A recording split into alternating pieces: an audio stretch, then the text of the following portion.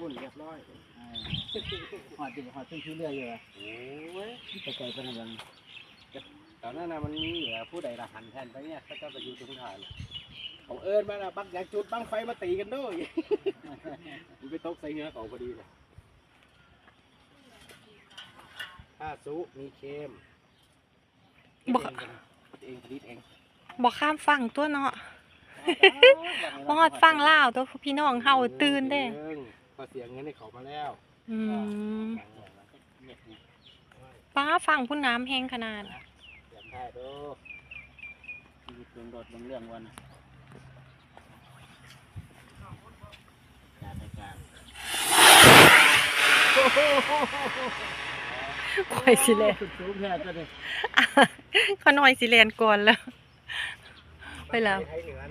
บ่เห็นเลยของแถวนั้นของปลอมตัวนี้เอาไม่รู้บังเนี่ย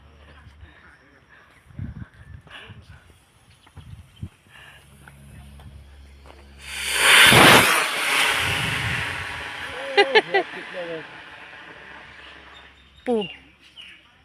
โอ้ยบ่เห็นดอกเอา2 อันเอา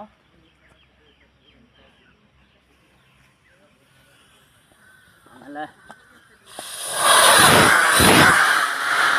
ไล่หลังกันขึ้น